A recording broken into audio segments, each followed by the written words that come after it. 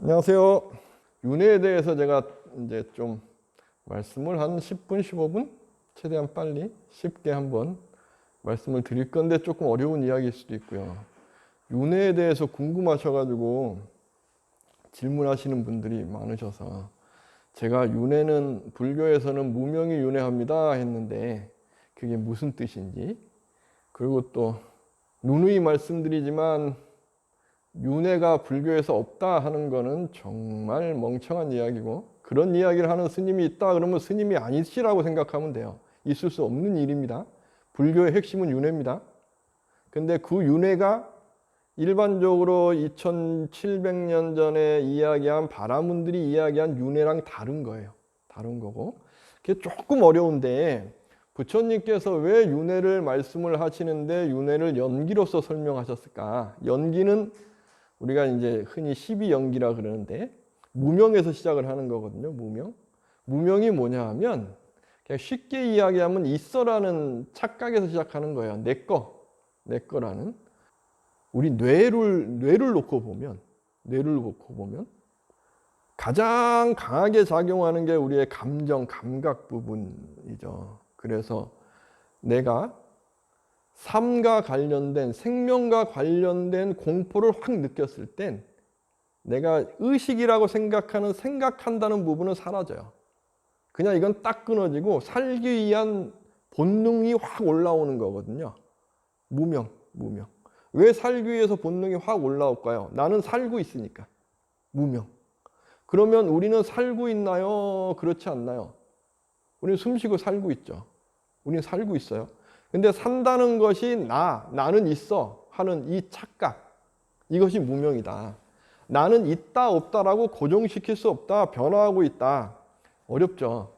좀 더 어려운 이야기를 할 수밖에 없어요. 부처님께서 정말 저는 대단하시다라고 하시는 것이 2600년, 700년 전에 제가 알고 있는 것도 부처님께서 깨달으신 것에 반도 안 되는 손꼽만큼인데 이 부분을 어떻게 이렇게 설명하셨지 하고 놀라운 부분이 있어요. 뭐냐 하면 세상은 다 변화하고 있죠. 그죠? 변화한다는 것은 신을 믿는 모든 종교도 다 세상은 변화한다고 이야기를 해요. 그리고 서양의 힐압 철학도 세상은 다 변화한다고 이야기하고, 동양의 모든 사상, 제자 백가도 변화한다 이야기를 합니다. 다 이해해요. 이야기하는데 동양 부분은 조금 내려놓고, 왜 동양은 내려놓냐 하면 동양은 체계적인 학문이 없어요.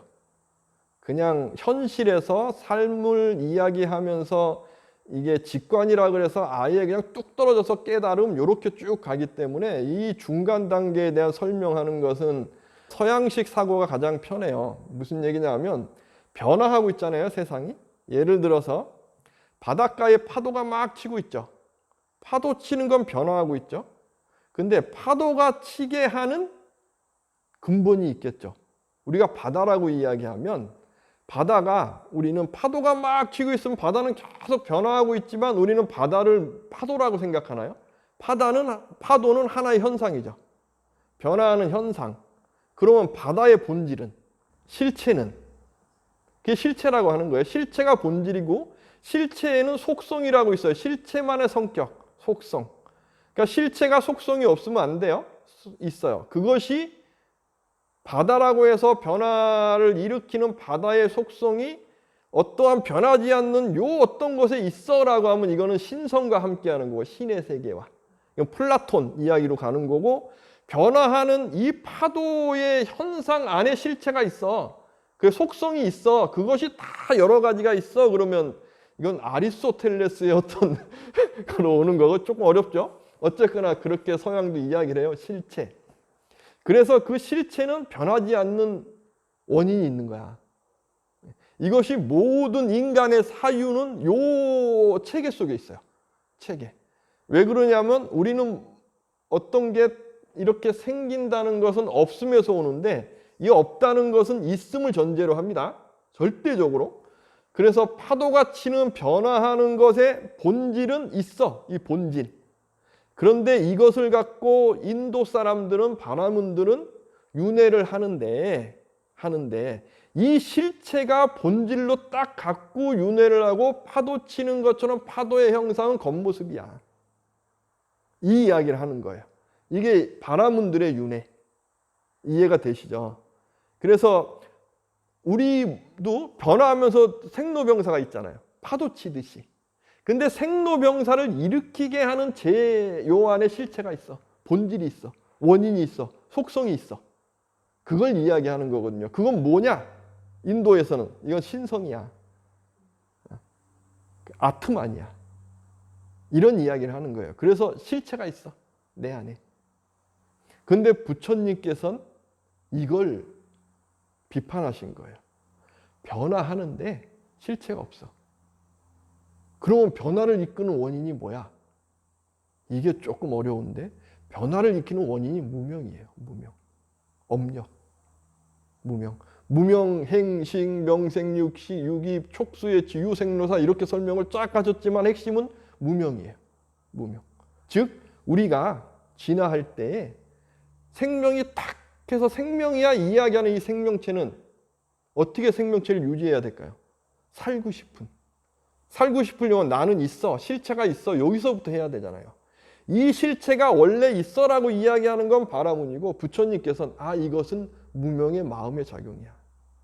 마음이라고 설명을 하는 겁니다. 어쩔 수 없어요. 마음이라고. 그래서 나라는 존재는 색, 수, 상, 행식이라는 마음과 물질이 같이 있어. 그런데 이것은 고정되어 있지 않고 변해가. 무명은 변해가. 무슨 얘기인지 아시겠죠? 그러면 이 무명에 변해가는 기운이 있잖아요. 나를 있게 하는 기운. 그래서 부처님께서 모든 기도의 핵심, 수행의 핵심, 모든 것은 핵심은 언제나 기본으로 자비이사가 있어야 돼. 이 말씀을 하셔요. 왜 이 말씀을 하실까? 우리가 무명으로 살고 있잖아요.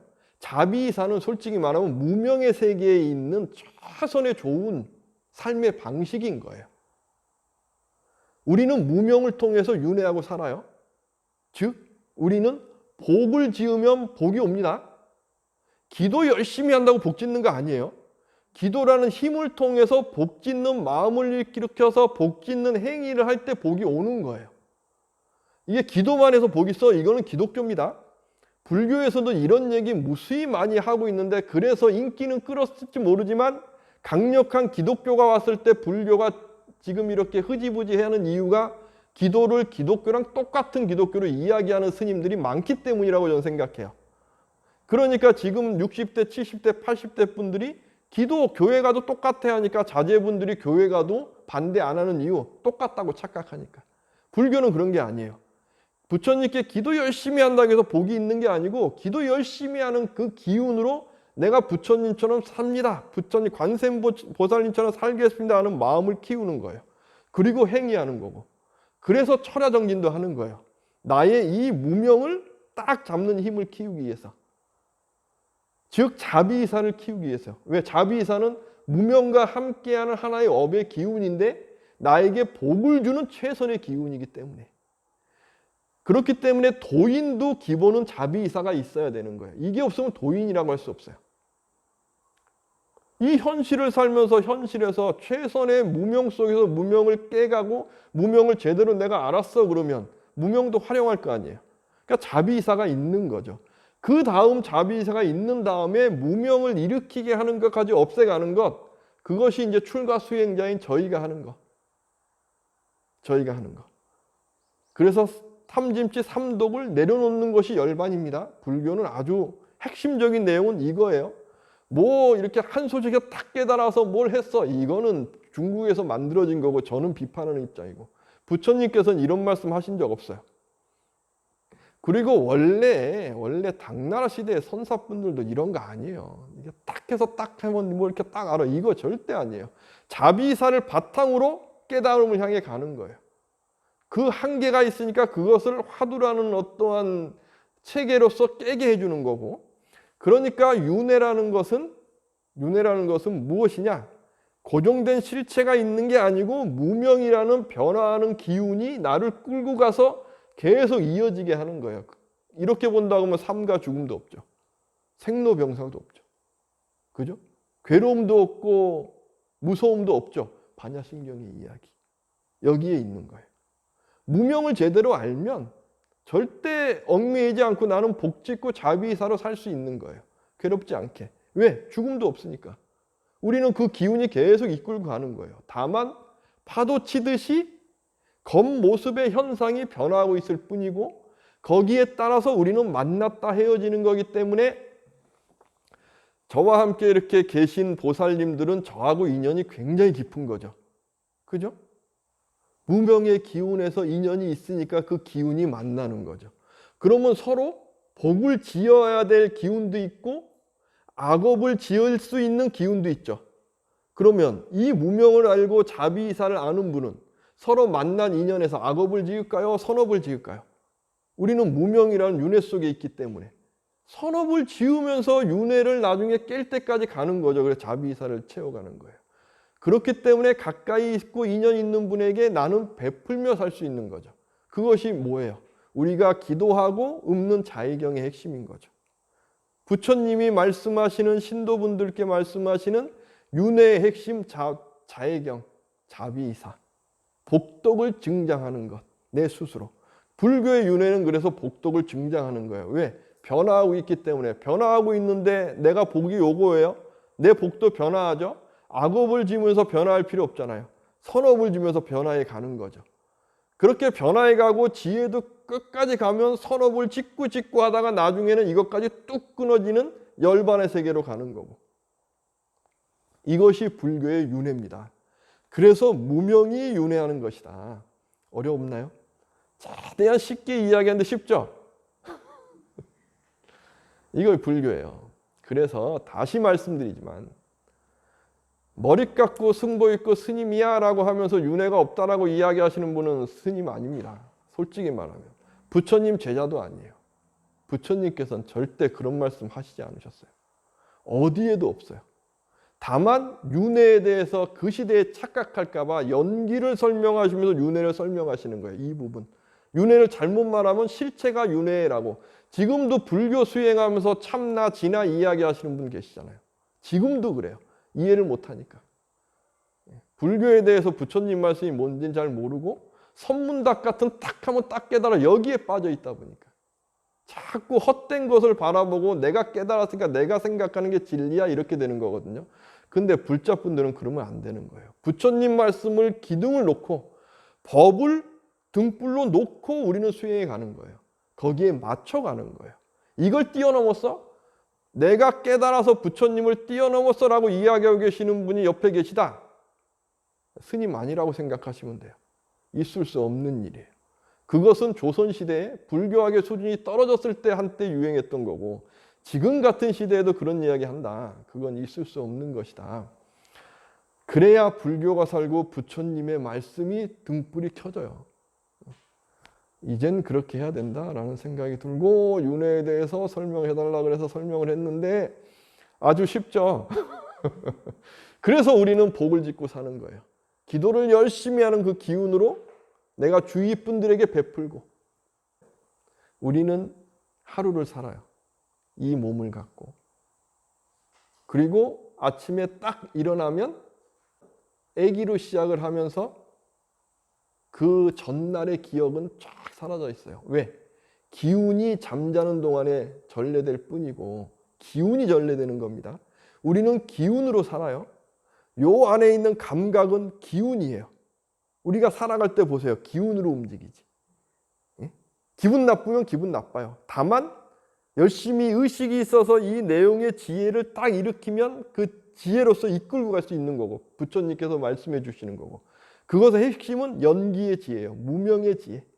그래서 반야의 지혜, 반야신경의 지혜 이것이고 우리는 자고 일어나면 그 전날이 기억 안 돼요.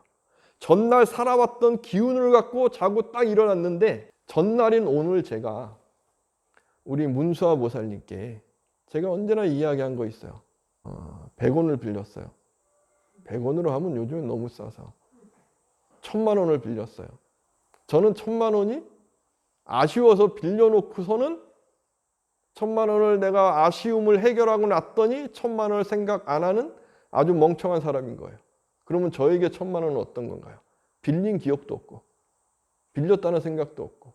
여기 보면 그런 사람 있잖아요. 개념 없는 사람. 제가 개념 없는 거예요.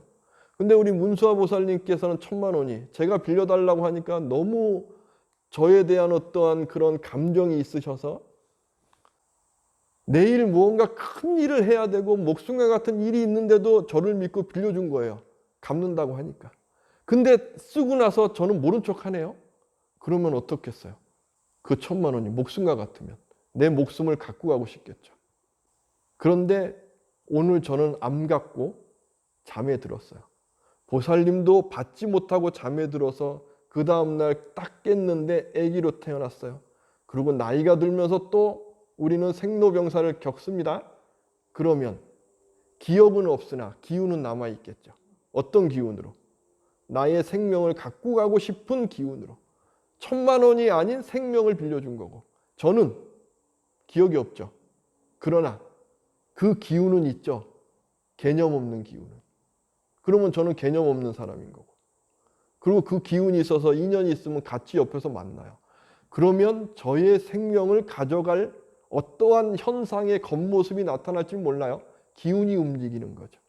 그러면 모르는 상황에서 보살님이 저에게 했으면 저는 또 왜 나한테 왜 그래요? 하고 악업을 또 짓겠죠. 악한 마음을.